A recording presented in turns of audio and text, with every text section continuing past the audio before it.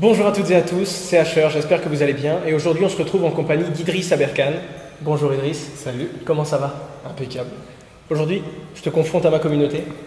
C'est ces gens qui ont fait beaucoup de choses pour moi et c'est ces gens qui m'ont permis de partager la passion que j'avais pour la technologie de la blockchain. Et je vais commencer à interroger de plus en plus de personnes qui ont un avis et qui sont capables de prendre du recul sur la technologie afin de donner selon eux l'avenir court terme, moyen terme, peut-être long terme de la blockchain et des crypto-monnaies.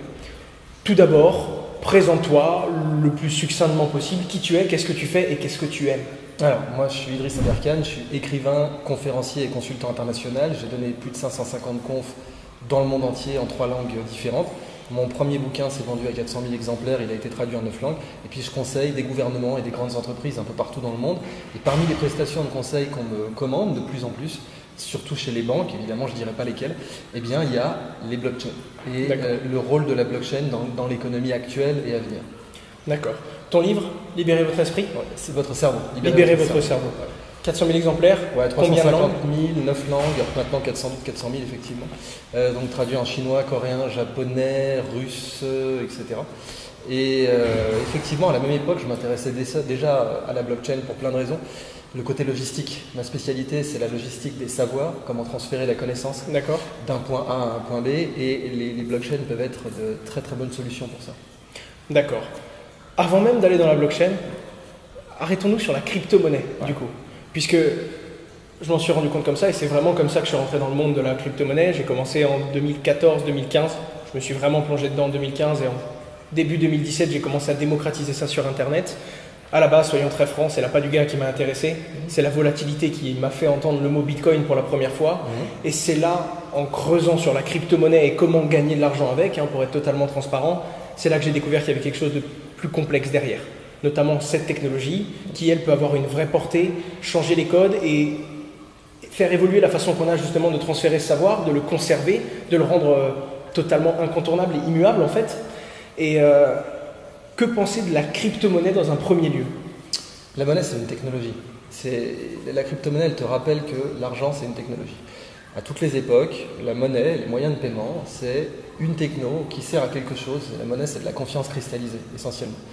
Que représente la monnaie à travers toutes les époques de la confiance cristallisée? Et les Chinois inventent le papier-monnaie, les Templiers inventent l'équivalent du papier-monnaie en Europe à l'époque pour recouvrir des créances et des dettes quand tu pars aux croisades. Et tout ça, c'est de la confiance, à chaque fois. Maintenant, on pourrait faire un petit test là, comme ça, tu vas faire hors champ. Est-ce que tu aurais un billet de banque ici dans le coin? Est-ce que vous auriez un billet sur vous ici? J'ai trouvé. Bon, merci à toi. Alors, la question à poser à ta communauté et à toi en particulier, c'est quelle est l'information la plus importante sur ce billet? Où est l'information la plus importante sur ce morceau de papier? Qu'est-ce qui fait la valeur de ce morceau de papier? Où est l'information qui est vraiment cruciale? La valeur affichée et qui est-ce qui l'accepte? Oui, c'est pas mal. Ça, mais si tu devais garder qu'une info, ça serait laquelle? La sécurité. C'est quoi la sécurité? La confiance. Non, une info. Il y a juste un truc écrit là-dessus. Le fait qu'il soit unique? Juste, on se rapproche. Qu'est-ce qui fait qu'il est unique? Non. Le tiers de confiance qui nous confirme, qui nous l'a fait. Plus concrètement, si jamais ce billet il brûle, objectivement en Suisse et dans n'importe quel pays en fait, si ce billet il brûle, s'il y a une partie qui est lisible, tu peux le faire récupérer à la banque. Non. Si. Laquelle? La banque qui a émise le numéro de série. L'information la plus importante sur un billet de banque, c'est son numéro de série. C'est tout. Alors maintenant, comme n'importe quel abruti peut écrire un numéro de série sur un morceau de papier, évidemment, il faut des polymères, des hologrammes, des micro-points. Donc, ce qu'on appelle le micro-point, c'est une technique qui vient de l'espionnage pendant la guerre froide. Et l'idée, c'était que tu puisses rentrer tout un message dans un point. Donc les agents soviétiques ou même japonais pouvaient te cacher toute une info dans le point d'un livre. Donc tu remettais un livre de poche à quelqu'un. Et puis le point d'un i, c'était un document complet, ça s'appelle le micro-point. Tu as ça aussi sur les billets, l'équivalent du micro-point, pas à ce niveau-là, mais tu l'as. Et tout ça, ça vient sécuriser le numéro de série. Mais le seul truc qui est important dans un billet de banque, c'est son numéro de série. Bitcoin, c'est ça. Bitcoin, c'est un numéro de série avec attaché au cul la liste de tous les portefeuilles par lesquels il est passé. C'est ça, Bitcoin concrètement. Et quand tu dois expliquer ce que c'est qu'un Bitcoin à quelqu'un, tu leur dis vraiment c'est ça. Un billet, c'est un numéro de série avec la garantie qu'il est unique, donc les hologrammes, etc. Eh bien, la garantie qu'il est unique, Bitcoin s'est dit, Mais maintenant, on a des ordinateurs, on a des moyens de bâtard pour contrôler par où est passée la monnaie. Donc, si on avait la liste de tous les portefeuilles par lesquels ce billet est passé, on ne l'a pas. Ce billet, c'est du cash par principe. On ne sait absolument pas par quelle main il est passé depuis son émission. Tu as juste la date parfois, mais je veux dire, c'est tout. Bah, Bitcoin, c'est la solution force brute de dire je vais faire la liste de tous les portefeuilles par lesquels ce truc est passé. Et ça, évidemment, ça nécessite une puissance de calcul de malade. En plus de ça, tu as le fait que Bitcoin, au départ, est basé sur un proof of work qui n'était pas du tout fait pour la monnaie. Le proof of work de Bitcoin, alors du coup, je te le rends. Le proof of work de Bitcoin, c'était basé au départ sur un filtre anti-spam. C'est un mec qui vit à Malte aujourd'hui qui s'appelle Adam Back qui avait créé un filtre anti-spam pour prouver avec un proof of work évidemment asymétrique pour démontrer que tu avais fait tant d'efforts pour envoyer un mail à telle adresse. Et ça a été réutilisé pour Bitcoin. C'est aussi pour ça que Bitcoin n'est pas une monnaie de haute technologie par rapport à l'état de l'art actuel, parce que tu ne peux pas acheter une baguette en Bitcoin, ça prendrait beaucoup trop de temps, etc. Et la scalabilité et toutes les limites qui se suivent du proof of work. Ouais. Mais donc, ce que Bitcoin nous apprend, c'est que la monnaie est une technologie. Tu vois, dans le temps, je ne vais pas te demander de me chercher une pièce de monnaie, mais il y a des pièces de monnaie maintenant, elles ont un listel cranté. Tu vois, le bord de la pièce, Oui. il a des dents. Ben ça aurait été inventé par Isaac Newton en personne pour éviter qu'on lime la pièce pour récupérer un peu de métal. D'accord. Donc ça, c'était une technique à l'ancienne qui datait de Rome en fait. Alors avant, il n'y avait pas de listel à Rome. Donc l'empereur, quand il voulait financer des palais ou des projets, tu sais, plus d'ego et moins d'égout, on va dire, Ouais. eh ben, il poinçonnait la pièce. Donc à chaque fois que tu passais par le palais, on t'arrachait un coin de la pièce, il récupérait du métal et puis il t'en refaisait d'autres. Et donc tu as eu l'hyperinflation à Rome et tous les problèmes qu'on a connus. Évidemment, Bitcoin évite ça, parce que l'inflation elle est fixe, elle est gravée dans le marbre, tu ne peux pas la changer. Mais ce que rappellent toutes les crypto-monnaies, c'est que la monnaie est une technologie. Point. Et il faut la voir comme telle. Nos livres ont évolué, Internet a fait évoluer plein de choses. Tu prends par exemple les Sumériens, c'est fascinant. Ce sont parmi les premiers découvreurs de l'écriture, sans doute les premiers. Et ce que tu remarques, c'est que dès qu'ils se rendent compte que l'écriture peut servir à tous les aspects de la société, ils changent tout. Ils changent le droit. Tu as un droit écrit. Avec les Sumériens, tu as le code d'Hammurabi. Ils changent les actes notariés avec. Donc, tu as une maison au Louvre, tu as un titre de propriété, c'est un cône avec un trou dedans. Et tu le plantais au sommet d'un bâton dans ta maison pour dire qu'elle était à toi. Donc, cette révolution des Sumériens qui se rendent compte qu'ils ont inventé l'écriture et qu'elle peut tout changer, la loi, la tradition, le commerce, tu as même une carte de police au Louvre. Donc tu as un officier du mur d'enceinte de Lagash, il a sa carte de police écrite en sumérien, comme ça il te la montre. Donc, et il change, la blockchain c'est pareil. Sauf qu'aujourd'hui des révolutions de ce type-là, tu en as tous les 10 ans, parce que c'est le monde actuel. Mais la blockchain, comme Internet a changé le commerce, la loi, la recherche, etc., eh bien les blockchains vont changer la logistique, la confiance, la finance, etc.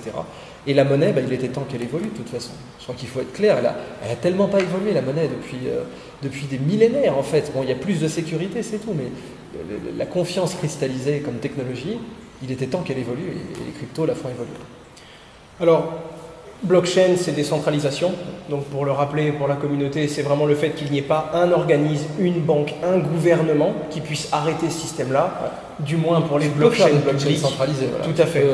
Pour les grosses blockchains, on va surtout parler du Bitcoin, car c'est un peu l'exemple, c'est celui qui a montré que c'était possible en fait. C'est sa plus grosse valeur. Absolument. Montrer que c'était possible et qu'il fallait se pencher sur cette technologie. Alors, ça me plaît la décentralisation, le fait de me sentir libre, le fait de ne pas être obligé ou dépendant d'un gouvernement. Ok, on peut des fois se demander si c'est plus sécurisé que de l'argent à la banque, dans le sens où si on se fait voler ou si on a un problème, une transaction qui part de notre compte, on peut aller voir la banque et on peut avoir une assurance, ce qui n'est pas encore le cas dans le monde du Bitcoin. Je suis certain que ça arrivera de plus en plus vite, mais pour l'instant, aujourd'hui, on se fait voler ses Bitcoins, on peut s'en prendre qu'à soi-même, même s'il y a des moyens de les sécuriser et il y en a énormément. Le fait que ce soit totalement décentralisé et qu'il n'y ait pas de tiers de confiance au milieu. C'est une partie de ce qu'on va chercher quand on utilise le Bitcoin. Est-ce que ce modèle-là a ses limites? Est-ce que ça peut être gênant d'avoir en quelque sorte une démocratie complète qui va gérer ce système-là et pas une personne qui peut être tenue pour responsable? Alors, ça dépend de quel point de vue on se place. Une technologie, de toute façon, elle est ni bien ni mal, elle correspond à une situation. Tu as une vis à enfoncer, vaut mieux prendre un tournevis, tu as un clou à enfoncer, vaut mieux prendre un clou. Bitcoin, c'est un nouvel outil, et c'est très bien qu'il y ait ce nouvel outil. Quand les gens me disent que ça va faire disparaître la monnaie fiduciaire classique, clairement non, mais ça va obliger la monnaie fiduciaire classique à muscler son jeu, à commencer à s'améliorer, parce que Bitcoin a montré qu'il y avait des trous dans les technologies monétaires mondiales et qu'il était temps de les faire progresser. Donc, avoir une monnaie décentralisée, c'est bien, évidemment que c'est bien dans l'absolu, parce que ça ouvre de nouvelles voies au monde. Tu sais, dans le monde, d'un point de vue politique, il y a 5 pouvoirs. Tu as l'exécutif, le législatif et le judiciaire qu'on apprend dans les manuels, qui sont les 3 pouvoirs qui devaient être séparés selon les Lumières. Très bien. Mais tu en as 2 autres qui contrôlent les 3, à savoir le pouvoir médiatique et le pouvoir monétaire. Si tu as le pouvoir médiatique dans une démocratie, bah, tu contrôles les 3 autres puisque tu contrôles l'opinion. Voilà. Si tu peux contrôler l'opinion, que tu as des relais d'opinion et que c'est toi qui peux orienter la version collective des faits, eh bien, à quelques manipulations près, tu peux te retrouver à contrôler l'exécutif, le législatif et le judiciaire. Et le pouvoir médiatique, très souvent, est de connivence avec le pouvoir monétaire. Très souvent. C'est quelque chose qui est inévitable dans n'importe quelle ville, en fait, bien avant, tu sais, les médias actuels. Dans une cité, c'est-à-dire un endroit qui produit des surplus et qui crée des richesses, eh bien, rapidement, le pouvoir monétaire et le pouvoir de l'opinion, bah, les Médicis, hein, tu regardes, bon, c'est déjà à cette époque. Donc, la force du Bitcoin, c'est qu'il peut permettre de remettre le pouvoir monétaire dans les mains du peuple.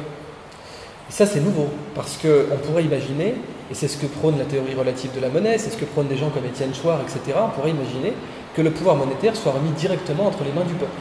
On pourrait imaginer demain de dire le peuple est sa propre banque centrale. Avec par exemple le revenu universel ou que ce soit, tu dis bon, chaque humain représente un potentiel de richesse à créer et ou à consommer. Les deux en fait, chaque humain est à la fois créateur et consommateur de richesse. En tout cas, un humain épanoui sera forcément créateur de richesse. Donc on peut dire en fait la source du crédit vient de chaque être humain. Et la monnaie étant du crédit in fine, ben, tu pourrais dire que chaque être humain est créateur de monnaie et que la banque centrale c'est le peuple. Ça c'est quelque chose que le Bitcoin pourrait faire. Alors je suis totalement d'accord avec le tout, mais du coup ça m'apporte une autre question.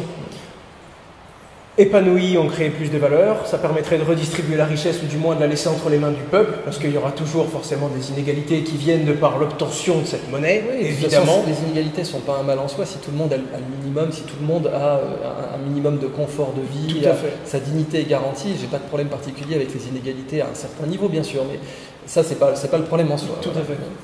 Mais du coup, la blockchain pourrait permettre, on va dire, de redéfinir et de redistribuer du moins qui est-ce qui garde cette monnaie, qui est-ce qui garde le contrôle. Qui est souverain sur la monnaie. Parce que c'est surtout ça, c'est une question de souveraineté. Ici, on est en Suisse, quand il y a un référendum, les journaux disent le souverain a parlé.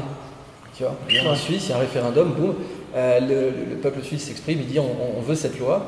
Eh bien, les politiciens suisses se mettent au garde à vous et disent le souverain a parlé.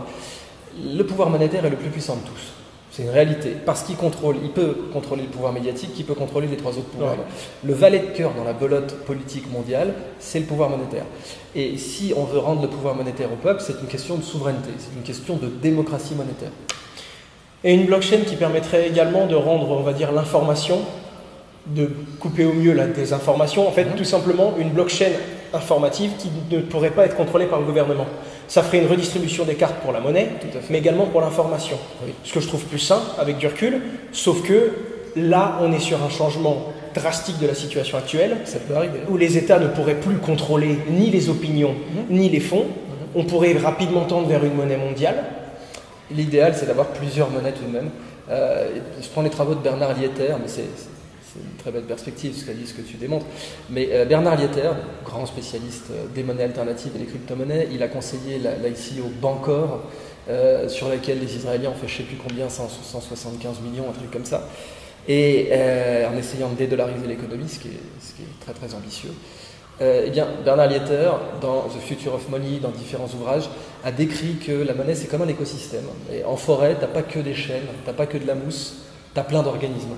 Et que c'est très intéressant d'avoir des monnaies à différentes échelles, d'avoir des monnaies locales, d'avoir des monnaies nationales ou régionales, d'avoir des monnaies mondiales, oui peut-être, que ce soit pas le dollar en l'occurrence, puisque le problème actuel c'est que la seule monnaie de réserve mondiale c'est le dollar, et ça pose évidemment des problèmes de justice et des problèmes géopolitiques très très graves que les BRICS essaient de régler, mais un écosystème monétaire mondial avec des petites monnaies et des grandes, qui soient bien inspirées. Tu sais que le biomimétisme, c'est ma grande passion, et la bioinspiration monétaire, ça m'intéresse aussi, c'est-à-dire qu'on peut envisager d'avoir des monnaies dont la stabilité copie celle des écosystèmes.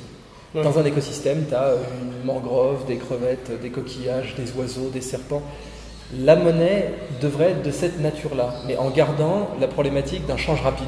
Donc peut ce avoir serait un- pour créer une nouvelle monnaie plus intelligente et qui pourrait être plus durable, ce serait en gros de revenir à la base. Et plus on va aller sur la technologie, plus on va malgré tout répliquer ce qui est naturel, ce qui se serait fait. Oui, mais la technologie, justement, peut nous libérer de ces problèmes-là. Parce que, tu vois, si on crée, par exemple, un écosystème monétaire très complexe, ce qui est le cas aujourd'hui avec les produits dérivés, en réalité, tu vois, l'Italie, par exemple, quand elle émet un bon du trésor, là, les mini-bots, bon ordinaire du trésor, c'est une monnaie, mais c'est un bon du trésor. Bon, elle a fait ça pour s'émanciper de l'euro, elle a fait ça Ouais. pour préparer une sortie de l'euro, mais c'est déjà un produit financier. Aujourd'hui, la diversité monétaire existe. Parce que tu as des tas de produits financiers partout, anarchiques, mal gérés, etc. Cette diversité financière n'a pas atteint le niveau d'un écosystème stable. Les technologies blockchain pourraient permettre d'atteindre ce niveau d'un écosystème stable. Parce que la blockchain, c'est l'ADN de la confiance. Et donc, à partir du moment où tu as une blockchain et que tu veux faire une monnaie bien inspirée, eh bien la blockchain est à ta monnaie bien inspirée, ce que l'ADN est à l'écosystème. D'accord. Ouais, donc c'est vraiment cette base-là. D'accord. Je l'avais jamais vu comme ça, et pourtant je l'ai tourné sous différentes formes. Hein. J'essaie d'apporter des choses originales sur J'ai entendu un truc dans un de tes discours. Tu parlais de Waze, l'application du coup pour se déplacer, et la transmission du savoir, de la technologie, l'intelligence artificielle. Et ça m'a mis une vraie claque. Parce que quand je l'ai entendu, je me suis dit, ça c'est super intéressant à replacer dans une autre conférence. Du coup, il y a les algorithmes, parce que le Bitcoin est à lui-même un algorithme géant. C'est un petit peu comme un Uber, mais il n'y a même pas Uber au milieu. Ouais. C'est carrément des particuliers qui vont échanger avec des particuliers. Et là, tu as parlé d'androrithme. Ouais, Alors, est-ce que tu pourrais rapidement le définir simplement pour la communauté Alors, bah, c'est très simple. Un algorithme, au départ, c'est une série d'instructions à suivre sans se poser de questions. Donc, un algorithme, c'est pour un ordinateur. Un algorithme, ça doit être décomposable en 0 et en 1. Bon, voilà, il y a un 0, il y a un 1, il y a un 0, il y a un 1. Tu ne te poses pas de questions. Faire des crêpes, par contre, c'est pas un algorithme parce que tu as trop de degrés de liberté. Tu vois, comment tu programmes un ordinateur pour lui dire fais des crêpes? Il va dire oui, mais l'œuf, je le casse comment? Parce que moi, je ne veux pas me poser de questions. Donc, je suis un ordinateur, j'ai l'œuf, mais c'est quoi l'angle exact pour péter l'œuf? Pouf. Puis, c'est quoi l'angle exact pour enlever le blanc du jaune si tu fais une mayonnaise plutôt que des crêpes? Enfin, tu vois, tous ces trucs-là, là, on rentre dans les androrithmes, c'est-à-dire une série d'instructions qu'un humain peut faire avec sa propre initiative. C'est-à-dire qu'il y a des questions que l'humain peut se poser, mais l'humain est intelligent et donc il peut y répondre tout seul. Un algorithme, c'est une série d'instructions à faire sans se poser de questions. C'est la définition mathématique d'un algorithme, une série d'instructions sans ambiguïté. Un androrithme, c'est une série d'instructions avec ambiguïté. Et les androrithmes sont beaucoup plus puissants que les algorithmes puisqu'ils mettent de l'intelligence à chaque étape. Mais ils doivent être en permanence alimentés par des êtres humains qui rajoutent des informations et qui les contrôlent. Exactement. Les androrithmes, bon, c'est pour les humains, mais je parle dans d'autres conférences au sens général de physiorithme, c'est-à-dire de séries d'instructions réalisées par un truc vivant, même si c'est pas un humain. Un chien qui va te chercher le journal, par exemple, c'est un physiorithme. Eh bien, oui, les physiorithmes sont consommateurs d'intelligence vivante. Ouais. Ça nécessite de mobiliser de l'intelligence vivante pour exécuter un physiorithme, mais comme ça nécessite de mobiliser du courant électrique et de la puissance électrique pour déployer un algorithme. Et du coup, ce qui m'a intéressé avec ça, c'est le fait que plus on se tourne vers la technologie, plus c'est l'algorithme qui va gérer tout cet écosystème et ces échanges, plus je me rends compte qu'en fait, les gens ont peur de voir disparaître l'humain alors que c'est l'inverse, on l'appelle de plus en plus. Et c'est l'une des choses qui m'a plu dans la technologie, on conserve vraiment l'humain dans la technologie blockchain au centre, quoi. Ouais, complètement. En fait, l'IA va mettre l'humain en valeur de toute façon. L'IA, faut la voir comme un chien, tu vois. Tu peux l'entraîner à rapporter le journal ou à mordre le facteur. C'est selon à quoi tu l'entraînes. Mais le chien de berger n'a pas fait disparaître le métier de berger. L'IA va pas faire disparaître les métiers les plus humains. Elle va par contre nous obliger à nous repousser vers ce qu'on sait faire nous et que l'IA ne sait pas faire. Moi, je suis dans le jeu vidéo. Et ben, par exemple, tu peux demander à une IA, tu sais, de te faire un dessin. Maintenant. Tu peux dire, je veux un oiseau qui tourne le bec à gauche et qui soit noir. Tu peux demander ça. Avant, il fallait un artiste. Donc tous les trucs à la chaîne, effectivement, l'IA va les prendre. Par contre, les trucs à très haute valeur ajoutée, l'IA va pas pouvoir les prendre. C'est les humains qui vont les prendre. Et ça va permettre de garantir une grande prospérité. Je veux dire, un revenu universel mondial avec l'IA, c'est quelque chose qui devient possible sur la base de ce qu'on avait dit, théorie relative de la monnaie, la possibilité de faire en sorte que l'humain soit créateur de monnaie, etc. Donc, au final, les blockchains, en tant que technologie de confiance, elles ont un énorme avenir devant elles, parce qu'elles vont permettre aux humains de contracter entre eux. Tu as plein de pays où c'est comme ça, où tu as le droit de passer un contrat directement de personne à personne, et ça, à mon avis, c'est l'avenir. Et donc, c'est quelque chose qui va faire évoluer les emplois, mais pas en supprimer. Enfin, ça en supprimera forcément, mais ça pourra en créer des nouveaux. Voilà, ça va exactement. Tu sais, quand une baleine meurt dans l'océan, ça crée ce qu'on appelle une chute de baleine, et c'est un écosystème qui dure jusqu'à 30 ans. Donc dans le fond marin, les fonds marins, c'est un désert par rien quasiment. Et quand une baleine tombe, meurt, eh bien l'écosystème autour de sa carcasse va durer autour de 30 ans. Donc tu as une baleine qui est morte, et puis tu as des milliers, 30 ans de vie derrière. Et c'est ça qu'on voit, la destruction créative, c'est vraiment ça. Il y a un très très grand penseur qui s'appelle Marc Alevi, qui a dit, vous savez, c'est les dinosaures et les lémuriens. Donc les lémuriens, ils sont comme ça sous les rochers, ils sont sous le radar, et puis tu as la météorite qui tombe, les dinosaures, pour la plupart s'éteignent, tu sais que les dinosaures ne se sont pas éteints parce que les oiseaux sont leurs descendants, mais les dinosaures non aviaires s'éteignent, et puis arrivent ces petits mammifères qui sont agiles, qui sont efficaces. C'est exactement ce qu'on voit avec la blockchain. Tu as des dinosaures qui vont mourir, ça c'est certain. Ou qui vont évoluer. T'en as qui vont devenir des oiseaux. Parlons d'un dinosaure, alors on a notre introduction à la question suivante. Les banques. Parce que c'est exactement ce que j'aurais donné. Il y a deux types de banques. Il y a ceux qui évoluent, et il y a ceux qui en comprennent très vite. Il y a eu le tournant des néobanques. Maintenant les banques blockchain. Et il y a ceux qui, pour moi, veulent rester des dinosaures terrestres et vont forcément disparaître. Où elles vont calancher, où elles vont... si tu veux, IBM n'est pas mort quand Apple est apparu, mais Apple est beaucoup plus gros qu'IBM aujourd'hui. Donc, tu as des banques qui se sont effectivement remises en question, qui ont évolué, qui ont été des smart banks comme la Saxo Bank, qui héberge d'ailleurs le Mont Pèlerin, la banque de STO actuelle, le leader au monde, c'est le Mont Pèlerin. Ils sont à Genève, ils sont hébergés par la Saxo Bank. Donc, eux, ils ont pigé le truc. Maintenant, tu as des banques dinosaures, ça c'est clair. Et à mon avis, elles vont prendre cher. Et il n'y a pas d'autre solution pour elles que de prendre cher. Parce que c'est elles leur pire ennemi en fait. Elles pourraient se remettre en question, elles pourraient regarder que cette technologie arrive. Mais tu sais, quand Internet est apparu, chez France Télécom, tu avais des gens qui disaient « Nos clients ne sont pas sur Internet sauf les emmerdeurs ». C'est Serge Choudoplatov qui a rapporté ça. Il dit « Quand j'étais chez France Télécom, j'ai entendu un mec dire « Nos clients ne sont pas sur Internet sauf les emmerdeurs ». Tu as eu également d'autres gens qui disaient Internet c'est une mode, ça passera. La blockchain c'est une mode, ça passera. Les banques qui voient ça comme ça, elles vont pas faire long feu, ça c'est clair. Elles vont disparaître ou elles vont prendre une grosse branlée qui va les réveiller. Mais en même temps, tu as des banques agiles qui vont émerger parce que les banques elles déconnent. Tu les vois qu'elles déconnent. Tu vois les amendes qu'elles se prennent pour malversation. Tu vois la crise des subprimes. Tu vois le scandale du Libor. Qui est l'une des origines du Bitcoin d'ailleurs, la crise des subprimes. Garder un dialogue technologique en cas de... C'est ça, en cas de d'effondrement total. Donc même si le Bitcoin est sorti en 2009, c'était le contexte de la crise de 2007 qui a aussi boosté le Bitcoin. Donc tu as le Libor, la manipulation des taux interbancaires. C'est criminel ça. Là on est dans du crime. Les mecs ils devraient être en prison. Pour ce qu'ils ont fait. Donc les banques, en manipulant les taux interbancaires, ont montré qu'elles étaient malhonnêtes et qu'elles pouvaient être criminelles, je ne vais pas dire les choses autrement. Donc ça a fait que le peuple, évidemment, se pose des questions d'avoir des alternatives aux banques pour la création de crédits et de services financiers. Et il les voit aujourd'hui. Et donc la blockchain va mettre un coup de pied dans la fourmilière, va réveiller un peu tout le monde. On ne peut pas dire qu'elles n'auront pas eu de signes avant-coureurs. Je veux dire, avant que Madame Michu ou la boulangère du coin ait un portefeuille crypto, il va falloir encore attendre probablement 15 ans. Encore que, bien malin celui qui pourra prédire ça. Avec la Libra de Facebook, on ne sait pas justement si demain tout le monde... Ça va être un grand tournant d'ailleurs pour la technologie. Parce que demain, tu vois, Facebook, ils ont 2 milliards de personnes. S'ils te mettent $100 et un utilisateur, c'est valorisé autour de... Alors pour Facebook, c'est 400 000... c'est valorisé entre 100 et 400 $ par utilisateur, c'est les revenus publicitaires, les datas, etc. Google peut le faire, Apple est pas loin de le faire parce que Apple a déjà lancé une carte de crédit.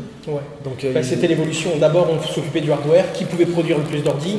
On a vite compris que le mieux c'était de pas avoir de stock. On développe des softwares, ça se duplique, ça se vend. Et maintenant, plus que vous dire quel software ou quel hardware acheter, je vais carrément vous dire où laisser votre argent. Où laisser votre argent, c'est exactement ça. J'ai l'impression que c'est une troisième évolution commerciale. On est en train de rentrer dans un nouveau monde économique et une façon d'échanger cette valeur. Et je me demande même si un jour, est-ce qu'un jour il n'y aura pas une crypto-euro ou crypto-dollar, ceux qui vont évoluer et qui ne vont pas mourir car ils veulent rester dinosaures, est-ce qu'un jour on n'aura peut-être plus on va dire ce numéro de série ne sera peut-être plus que numérique? Tout le monde, il est déjà, puisque de toute façon, la majorité des biens dans le monde, ils sont pas en cash. C'est vrai. Donc il l'est déjà avec des comptes bancaires, etc. C'est juste que c'est une vieille techno, qu'il y ait de la blockchain dans les banques, parce que la masse monétaire mondiale, c'est les banques. Donc, c'est le crédit, c'est les banques centrales, et c'est les banques jusqu'aux banques de détail, c'est elles qui détiennent 90% de la masse monétaire mondiale. Aujourd'hui, leurs livres de compte ne sont pas blockchainisés. C'est con.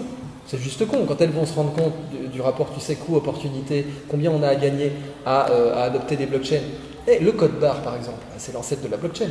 C'est juste qu'un code barre, ça se falsifie super facilement, alors qu'une blockchain, non. Mais Ouais. au final, l'ancêtre de la blockchain, c'est le code barre. T'es commerçant. Tu passes un code barre, boum, tu sais directement recommander des ramen, des nouilles instantanées ou n'importe quoi. Tu sais que ton stock vient de prendre un -1 et qu'il faut en recommander. Bon, la blockchain, c'est ça, mais sous stéroïde avec la protection, la crypto-monnaie, etc. Bah, du coup, ils seront complètement cons, les supermarchés de la finance, de ne pas adopter ça. Ils sont déjà en train de l'adopter, c'est juste que leur révolution copernicienne, elle n'est pas faite dans leur tête, mais quand ils vont voir la logistique financière, à quel point tu es plus rapide quand tu fais ça, ils vont l'adopter de toute façon, et les États vont suivre. J'ai écouté beaucoup de tes discours et tu parles très souvent du love can do. Le fait que quand on le fait avec amour, déjà on travaille aucun jour de sa vie. Ouais. Le fait que c'est ça qui indexe vraiment, à aller plus loin, aller au fond des choses, vraiment essayer de les transpercer, c'est parce qu'on aime. Et même quand il y a des limites techniques et qu'un manuel nous aurait dit n'y va pas, tu vas perdre ton temps, et bien le fait d'aimer ce qu'on fait, des fois ça nous fait oublier que c'est impossible, théoriquement, et du coup on y va et c'est comme ça qu'il y a des géants qui l'ont fait. Parce que quand tu aimes ce que tu fais déjà, de toute façon, tu as une capacité de tarte dans la gueule supérieure à la moyenne. Les coups, c'est vraiment ça. Les coups font moins mal. Si tu sais, c'est pour ça que la Silicon Valley, elle n'a jamais été créée par des premiers de la classe. Les mecs qui sont majors de promo, etc., ils créeront jamais la Silicon Valley parce qu'ils seront employés. C'est ce que disait Bill Gates. Il disait, j'ai un pote qui a réussi à tous ses examens, et moi j'ai échoué, et puis j'ai même pas mon diplôme d'Harvard. Eh bien, lui, il est ingénieur chez Microsoft, et moi je suis fondateur chez Microsoft. Ouais. Pour être fondateur, il faut être capable de prendre des tartes dans la gueule. C'est inévitable. Tu prends Steve Jobs, il le disait, it's really hard. Mais si tu aimes ça, si c'est un métier, si tu as une passion, tu vois, une mère, elle va te donner naissance. La douleur, je veux dire, il paraît qu'il n'y a rien de plus élevé que les douleurs de l'accouchement, tu vois, à part être brûlé vif. Les douleurs que tu te prends quand tu donnes naissance à un enfant, c'est le level de être brûlé vif. Bon, mais elle aime son enfant, donc c'est pour ça qu'elle peut le faire. S'il n'y avait pas l'amour entre la mère et son enfant, pourquoi tu veux qu'elle accepte de se prendre une douleur pareille? Donc, accoucher d'un projet, quand tu es entrepreneur, c'est la même chose. Tu es porteur d'un projet, on dit bien porteur de projet, tu le portes comme un enfant, ce qui signifie que si tu es alcoolique, il sera déformé, si tu as mal réglé tes problèmes avec des gens qui t'ont mal parlé ou quoi, ton projet sera mal formé, et tu vas porter cet enfant, tu vas le mettre au monde, tu auras des contractions, tu as les enfants qui seront morts-nés, il va falloir repartir, et si tu n'es pas amoureux de ta future famille, tu vas aller nulle part. Donc aimer ce qu'on fait, c'est pas un luxe, c'est une nécessité. Si tu veux faire quelque chose de complètement dingue, comme Elon Musk qui repose des fusées, etc., si t'aimes pas ça, c'est même pas la peine d'y aller, quoi. C'est même pas la peine de te lancer dedans. Eh bien, c'est une chose qui m'a plu dans la technologie blockchain. J'ai eu une impression. En fait, deux. La blockchain, on va parler de la blockchain Bitcoin, c'est pas le cas pour toutes. Le seul moyen de réellement la faire tomber, c'est d'avoir 51% de la puissance de calcul. On peut imaginer l'arrêt d'Internet, d'électricité, bref. Il y a d'autres méthodes, mais on va dire le vrai moyen, c'est 51% de la puissance de calcul. Déjà, ce n'est pas possible, mais on imagine que ce soit possible. Informatique quantique, voilà, mais ils sont déjà en train de bosser sur un algorithme pour le rendre incompatible. Parce qu'il y a certaines choses que l'informatique quantique ne pourra pas bypasser. Tout à fait. Ouais. Ensuite, il y a même autre chose. On parle du fait qu'on pourrait couper Internet à l'échelle mondiale.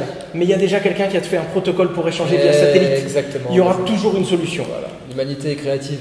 On imagine qu'on y arrive, que quelqu'un arrive à avoir plus de 51% de la puissance de calcul. Et c'est là que je retrouve le love can do. On s'est carrément dit, arrêtons d'essayer de rendre les gens gentils. On a compris que l'être humain, basiquement, il y aura toujours du mal, il y aura toujours de la méchanceté, il y aura toujours ce genre de choses.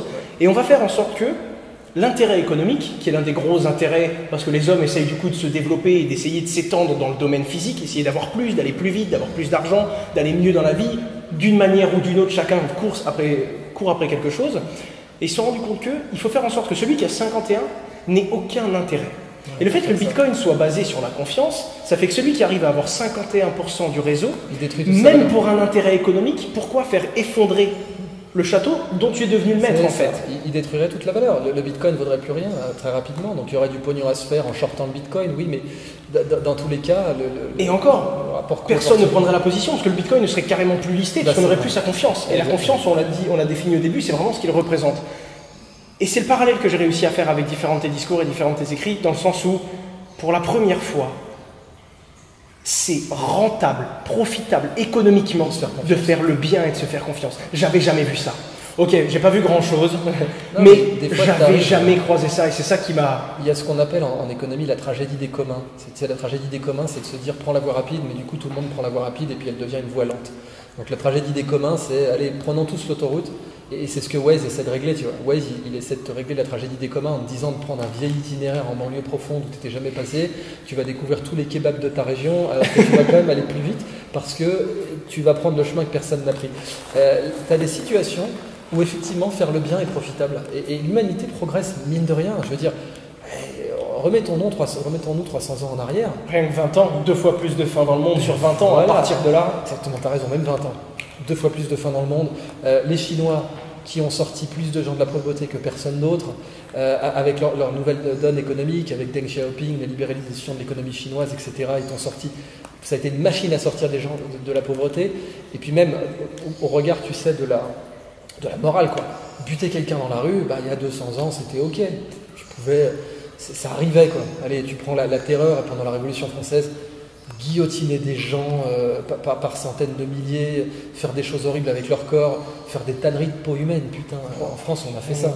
Tu as eu des tanneries de peau humaine pendant la guerre de Vendée, mec. Bon, c'est pas une légende, hein. T'as un mec qui a écrit une thèse de doctorat là-dessus.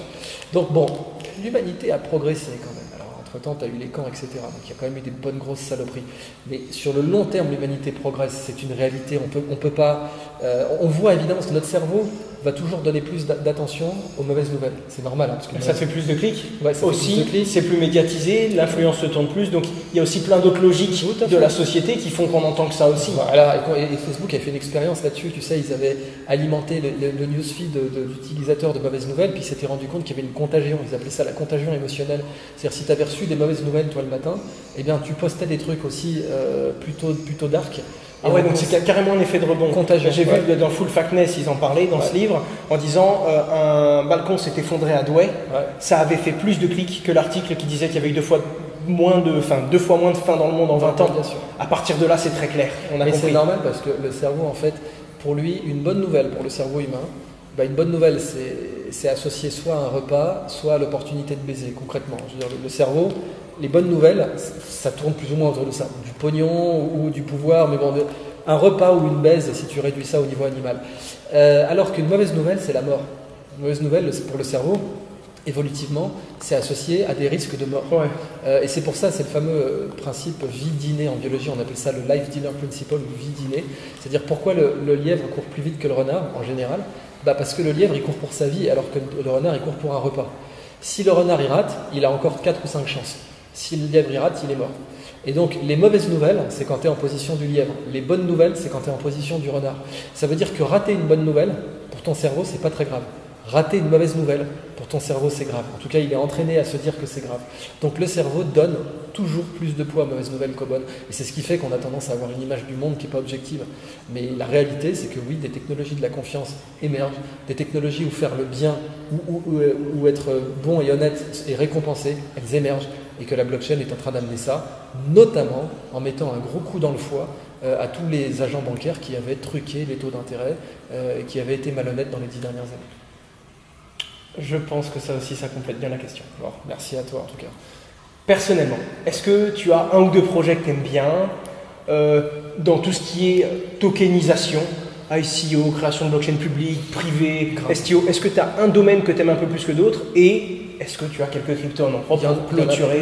Moi j'avais eu du Monero à une époque, mais c'était plus pour faire de la recherche si tu veux, c'était de la R&D. J'ai eu des bitcoins évidemment, mais le côté R&D de tout ça m'intéressait plus. Et puis tu sais, je fais partie des gens qui croient, peut-être comme toi, que quand il y a une ruée vers l'or, tu as parfois plus d'argent à gagner en vendant des pelles qu'en essayant de vendre de l'or. Très clairement. Tu as une histoire, tu sais, assez dingue, c'est une histoire vraie, c'est pas du tout une légende d'un blanchisseur chinois et qui a influencé Lucky Luke. Dans Maurice, tu as toujours le blanchisseur chinois. Tu as une histoire vraie d'un blanchisseur chinois qui a récupéré suffisamment de poudre d'or dans les chemises qu'il avait pendant la ruée vers l'or pour prendre sa retraite. C'est une histoire vraie. Le gars, il est patient et tout, il te passait au tamis quand il avait une chemise, il te tamisait l'eau de lessive. Et ce qui est dingue, c'est qu'aujourd'hui, c'est une histoire doublement vraie parce que tu sais, les décharges électroniques, il y a plus d'or dedans aujourd'hui que dans les mines d'or. Pour une décharge électronique, le Japon va faire ses médailles d'or pour les prochains JO uniquement à partir de déchets électroniques recyclés. Donc c'est un truc de malade, et ça on pourra faire des blockchains là-dessus. Et des fois on regarde pas tout le temps au bon endroit et des fois c'est pas juste. Et je le vois parce que j'ai fait tous les échelons dans le sens où la pioche c'est le mineur du Bitcoin. On a été en fabriquer, puis on a été en vendre, puis on a été et on se rend compte qu'en fait il y a tout. Just Mining, la société mère, c'est justement une société qui propose ce genre de produits. Et on les a tous découverts. Proof of Work, Proof of Stake. On a regardé toutes les différentes proofs. On a vu qu'il y en avait des plus ou moins rentables. Bon, par contre on s'est rendu compte toujours du même constat. L'argent rapide existe, mais toujours pas l'argent facile. Voilà, dès qu'on peut gagner beaucoup d'argent très vite, ça veut dire qu'on prend le même risque en dessous. Et c'est ça qu'on essaie de transmettre. There is no free lunch, ouais, c'est ce qu'on dit. Il n'y a pas de repas gratuit, il ne faut pas croire. C'est ça. Mais ouais, j'avais vu ça, tu sais, sur les Baïkal à l'époque, etc. Parce que j'avais été consulté pour installer des rigs, regarder aussi faire des deep learning box et puis tokeniser les résultats d'une deep learning box. Parce que tu sais, aujourd'hui, tu as des intelligences artificielles qui peuvent déposer des brevets. Donc j'avais fait un article dans ma thèse qui était... Une intelligence artificielle qui peut déposer un brevet. C'est génial. Ça existe. Et donc il y a une IA, on appelle ça les antennes évoluées, qui a créé des formes d'antennes pour des satellites. Et ces formes d'antennes sont brevetables. Et c'est ce qu'on appelle des algorithmes évolutionnaires. Et ces formes d'antennes sont brevetables. Donc tu as eu très clairement un brevet déposé. Et la loi fait que tu ne peux pas mettre une machine pour l'instant. Mais les gars voulaient mettre la machine. Je veux dire, on met la machine comme déposant. Alors imagine, un jour, tu aurais une deep learning box qui en fait ferait beaucoup plus que du mining. Elle ferait carrément du patent mining. Elle essayait de breveter des solutions, une nouvelle forme d'aile d'avion, une nouvelle forme d'antenne de satellite, une nouvelle forme de bâtiment pour la construction, etc. Et puis, toi, tu as ces IA, ces familles d'IA qui, dans ta deep learning box, elles te minent des brevets, et puis toi, tu tokenises dessus. Tu dis, voilà, une part de propriété intellectuelle de ce brevet, je te la vends sur ce token. Ce token représente... Tokeniser un brevet, j'avais encore jamais entendu ça. Il y a plein de trucs à faire, donc ça c'est des sujets sur lesquels on bosse ici. Tu as aussi tokenisé les recharges de bagnole, ça faut le faire. Que penses-tu du fait qu'un jour, une des nouvelles richesses qu'on a, parce qu'aujourd'hui c'est nos biens physiques, nos biens intellectuels en quelque sorte, dans le sens où on va se faire recruter par une boîte, qu'est-ce que tu vaux, ce que je suis capable de. Qu'est-ce que tu penses du fait qu'un jour, une nouvelle richesse, ça pourrait être de la puissance de calcul? Lui, il pèse, il a 96 TH. Tu le vois, parce que, par exemple, aujourd'hui, tu as Hydro-Québec, et ça, c'est un sujet sur lequel j'aurais vraiment voulu bosser. Tu as Hydro-Québec, alors un des gars qui m'en a parlé en premier, je le cite quand même, c'est Daniel Turcotte. C'est un entrepreneur extraordinaire, ce mec. Daniel Turcotte, il a des projets extraordinaires de nouveaux modes de vie en ville, de nouveaux villages avec des forêts nourricières. Si on vivait dans des villes designées par Daniel Turcotte, le monde serait moins dépressif. Et il me sort un jour, parce que c'est un client, il me dit, tu sais, Hydro-Québec perd des millions. Alors je me renseigne, ils ont, tu sais, des barrages. Puis le problème des énergies renouvelables en général, c'est que tu ne peux pas stocker. Alors, on commence à avoir tu as du stockage par air comprimé, tu as des batteries, etc. Mais Hydro-Québec, quand ils produisent tant de kilowattheures supplémentaires, parce qu'ils sont obligés de laisser l'eau rentrer dans le barrage, sinon ça déborde. Donc, ils doivent faire de l'autoconsommation. Mais voilà, ils pourraient. Mais bien sûr, ils ne le font pas. C'est ce qu'on a fait pour 3 barrages en France. Hein. Ah ouais, des barrages qui nous disent, voilà, nous c'est très simple, au-dessus de tel palier, EDF nous met en dessous. Donc on touche moins. Donc on a concrètement 50, 10 kilos. Donc tu leur as installé des rigs. Et on leur a installé des rigs sur place. Parce que c'est de l'énergie Hydro-Québec, mec. Alors le problème d'Hydro-Québec, c'est probablement ma scalabilité, je pense. Ils sont une petite... Je sais pas, ils doivent faire des POC à combien? 1 million? Oui, dans ces eaux-là, ouais. Voilà. Mais attends, il t'apporte... Sur un POC, ça va. Le problème, c'est après on a un déploiement, on est sur une augmentation. Non, mais il t'apportera un On attaque Hydro-Québec, du coup? Moi, j'attaquerai Hydro-Québec. Franchement, je crois que dans le monde, ceux qui perdent le plus de millions de dollars, parfois dans une seule journée, un petit 14 millions d'un coup, c'est Hydro-Québec. Hein. Faut vraiment que tu ailles les voir. Je me demande même si on les a pas contactés. Ah ouais, tu crois on a déjà tout essayé. Parce que c'est des entrepreneurs privés en France qui nous avaient dit ça à la base. Puis on est venu faire des petites installations. Des gens qui pouvaient autoconsommer 15, 20 kilos. Et en fait, c'est super intelligent. Et puis, quand l'Ethereum était monté à 1000 € pièce, on était sur comme s'ils revendaient à 75 centimes le kilowattheure. La puissance de calcul, tu peux la revendre en minage, mais comme je te disais, tu peux la revendre par exemple pour sur des plateformes d'échange de puissance. Exactement. Et à un moment, on pourrait même penser à ce que, je sais pas moi, les Tesla, on avait pu chercher à l'autre bout de la planète, analyser avec 1 seconde d'avance sur la data, et on n'utilise pas son ordinateur. À quoi bon aller chercher une vidéo dans le serveur de YouTube qui est à l'autre bout de la planète si on peut aller chercher dans le voisin? Et toutes les valeurs informatiques, notre capacité informatique, pourrait devenir une partie de nos Ouais, richesses. c'est ce qu'on voit sur les voitures aujourd'hui. Tu sais, une voiture, elle va passer plus de 95% de sa journée, de sa vie dans un parking. Aujourd'hui, tu as des gens qui disent on devrait tous faire déjà pour désengorger les routes, pour faire en sorte que les places de parc ne soient pas toutes saturées dans les grandes villes, avec tous les problèmes d'urbanisme que ça pose. Toutes les voitures sont ubérisées. Tu fais un Netflix, un compte où chacun a un compte au mois d'accès à la voiture. Tu veux une Twingo, ça va te coûter 200 balles par mois au moins. Tu veux une Ferrari, ça va te coûter 4000. Et puis voilà, toi tu arrives, tu dis bonjour, je veux une Ferrari là devant moi dans les 10 minutes qui viennent. Vous êtes client Gold ou client Platinum, ou mieux, vous êtes client Twingo, mais vous avez des miles. Parce que vous êtes un bon client. Tenez, vous pouvez claquer vos miles pour faire un petit week-end dans Maserati avec votre femme. Donc on vous met une Maserati à disposition et vous allez pouvoir partir en Italie avec. Ça pourrait être tokenisé. Et c'est un système où tu utilises mieux ton parc automobile. Et donc tes marges augmentent parce que tu utilises mieux ton parc. Et le parc de la puissance de calcul, c'est pareil. On pourrait mieux utiliser le parc.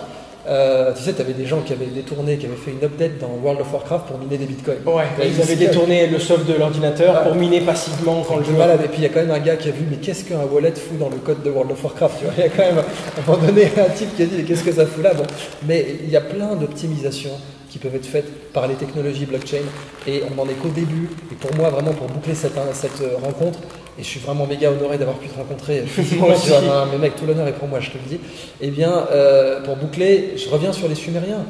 On a ce passé où on voit comment ces gens, l'apparition de l'écriture, qui est l'ancêtre de la blockchain, tu vois, l'apparition de l'écriture a tout changé chez eux. Ils ont changé le droit, ils ont changé les titres de propriété foncière, ils ont changé les cartes professionnelles, ils ont tout changé par cette technologie a été ubiquitaire, elle s'est infiltrée dans tous les aspects des relations sociales. Les blockchains, elles vont aussi être ubiquitaires, elles vont s'infiltrer dans toutes les relations sociales et c'est tant mieux. Merci. Un ou deux noms de crypto-monnaies que tu possèdes? Que j'ai possédé, là maintenant je disclose pas. Maintenant je disclose pas, mais parce que tu sais bien, c'est comme dirait le Joker dans Batman, if you're good at something, never do it for free. Ouais. Donc, j'ai possédé du Monero, de l'Ethereum et du Bitcoin entre autres. Et un des gars que je recommande par contre, tu vois, même toi en interview ou quoi que ce soit, c'est Lionel Olunesu. Lui il est basé à Hong Kong, c'est un des très grands penseurs. Alors, il est recommandé par Vitalik le mec, c'est assez violent. Ah oui, d'accord, quand tu es recommandé par Vitalik, en général c'est que tu as posé les bails. Pour la caméra, on devrait dire les beaux, les enfants. Je sais que tout le monde dit poser les bails, mais on devrait dire poser les beaux. Sachez-le. Non. Si, on devrait dire poser les beaux. Bon, ça fait débile, tu dis poser les beaux, c'est pas intelligent, enfin, ça fait bolos, mais bon. En tout cas, si tu es recommandé par Vitalik, tu pèses dans le game. Et ce mec, Lionel Olunesu, basé à Hong Kong, il est recommandé par Vitalik. Donc c'est un des gars que je recommande pour ça, vraiment. Ok. J'ai fait une conférence une fois et c'est par ça qu'on termine cette vidéo. Et à la fin de cette conférence, il y a un petit jeune qui est venu me voir et qui m'a dit, j'ai regardé un jour une conférence d'Idriss, c'est un mec qui fait des TED aussi, et dans cette conférence, il a cité Schopenhauer. Et il a dit que toutes les révolutions passaient par 3 phases. Et depuis, je l'utilise dans beaucoup de vidéos, beaucoup de conférences. Une première phase ridicule, personne n'y croit, c'est idiot. Une deuxième phase dangereuse. Et la troisième phase où la technologie devient évidente, tout comme Internet et comme toutes les révolutions sont passées par là. On en est où avec la blockchain? Sur le blockchain, on est dans le dangereux, là tu le sens, c'est-à-dire quand là on est en pleine phase dangereuse. Après, il ne faut pas oublier que le ridicule dangereux évident n'est jamais synchrone. Tu as des espaces où les gars sont déjà évidents, tu as des espaces où les gars sont encore à ridicule. Donc tu vois, quand je cite le droit de vote des femmes et que je dis l'Arabie Saoudite, ça existe, de toute façon il n'y a même pas de droit de vote là-bas, mais ce que je signale, c'est que tu as des endroits pour lesquels une révolution est déjà évidente. Et la Silicon Valley, c'était ça sa force à une époque, c'était qu'elle adoptait les révolutions plus vite que le reste du monde. Ouais. Donc il passait à évident tout de suite. Donc tu as des zones géographiques où c'est déjà évident. La moyenne nationale, mondiale, si tant est que ça veuille. Quelque chose que quand tu fais des moyennes, ça représente plus rien, quoi. Parce que si on faisait la moyenne, on est tous hermaphrodites en moyenne. Ouais. Tu vois, donc ça te démontre à quel point les moyennes peuvent être un peu débiles. Mais si on s'amusait à faire la moyenne, oui, je dirais qu'on est dans la phase dangereuse. Et tu le vois avec le Libra de Facebook, tu le vois avec, même si le Libra de Facebook, j'en suis pas un très grand fan moi-même, mais au moins ça fait avancer. Ça fait avancer le schmilblick, la blockchain devient incontournable maintenant, les blockchains deviennent incontournables. C'est très bien que le Libra de Facebook se soit lancé, tu vois. Donc, même si je ne suis pas un fan de Facebook en soi, c'est une boîte qui a fait beaucoup de saloperies, qui est criminelle à certains égards, donc il faut se dire les choses. Mais maintenant, quand tu as 2 milliards de personnes dans un réseau qui sont exposées à des blockchains, tu prends acte, quoi. Idriss, je te remercie. Merci à toi. Je vais essayer de lancer une playlist avec ça et faire intervenir encore plus de personnes qui peuvent avoir des idées bien arrêtées, des fois opposées aux miennes, ou alors totalement dans ma direction, peu importe. Le but, c'est de trouver des personnes qui sont ouvertes à cette discussion et qui veulent échanger sur le sujet, c'est ça qui fait avancer. Je te remercie vraiment pour ton temps et je vais mettre dans la description tous les liens, toutes les interventions que tu as faites qui m'ont plu et qui m'ont touché, car ma communauté, Merci à toi, mec. souvent, est intéressée par les mêmes sujets que moi. Je vais essayer de partager tout ça et je te remercie une fois de plus d'avoir été la première personne qui est passée dans cette playlist. C'est moi qui te remercie, vraiment. Merci.